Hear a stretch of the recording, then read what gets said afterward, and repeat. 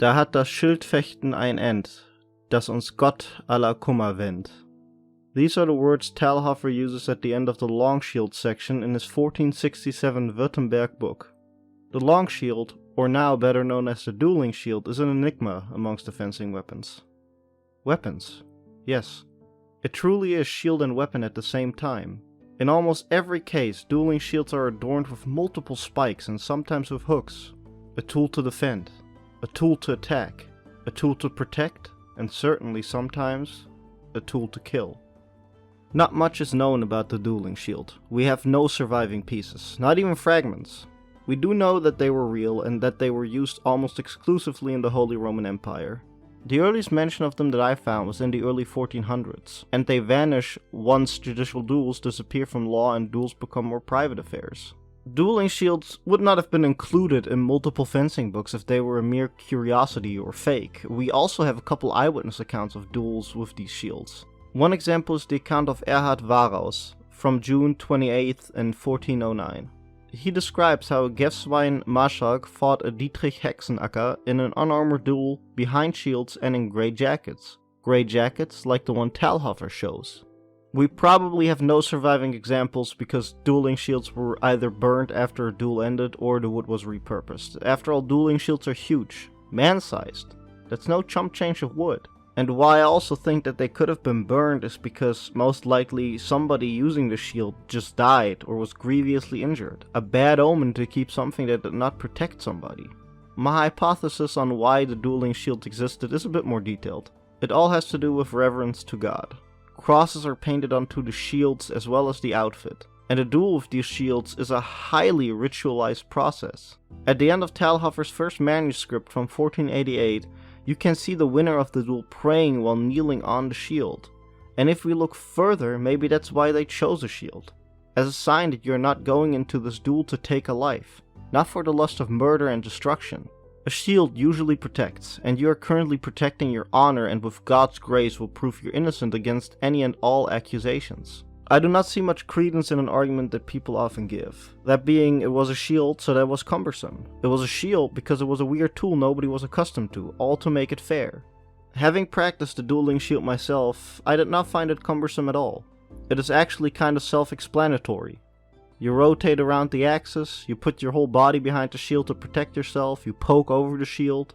Oftentimes you use your shield to just completely block the opponent. Here's a play that uses a kick to achieve this by stepping in and using the opponent's own shield against him.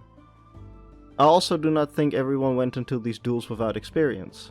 Talhofer at one point says, "Hier stand ich frei, nach schwäbischen Rechten, als man so halficht," which roughly translates to, "Here I stand in the Swabian way, as you would do in a hall." Could it be that people used the dueling shield as a sporting tool as well?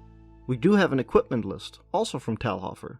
At one point he shows a wooden club with the description Lernkolben, which I, as a modern German, translate into Lernkolben, which means practice club or practice mace. Now of course I have to mention at this point that duelists had a set amount of days to practice before a judicial duel. However, somebody had to be the one teaching them. You see it everywhere in our fencing history. People fenced for sport more than in earnest, and their sport prepared them for when the time for earnest combat came. Talhofer also shows some shields that are completely unusable for earnest combat. They have no hooks, they have no spikes, they just look like giant shields, and quite frankly to my eye, merely look like practice tools. And that is not all. Blume des Kampfes gives us an entire rule set on how fencing with the dueling shield is to be done. Now I did hear the argument that this was merely done because of the sense of fairness of the time, but I do not think so. I think a lot of these rules directly came from the sport side. For example, Blume des Kampfes talks about how you automatically lose if you cross the straw line of the arena, a ring out, something we have in our historical fencing even today. Blume des Kampfes also says that if a halt is called and you still injure your opponent, you lose. And then it mentions that if you injure your opponent so severely that they cannot possibly fence anymore, you also lose.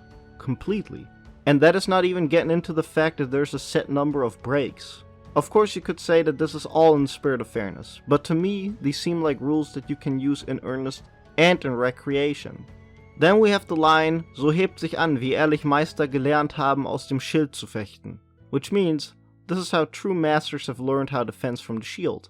I doubt this references the days or weeks of preparation. I think there were people who did this recreationally, and they in turn trained people who went into real combat. Of course, I could be completely wrong.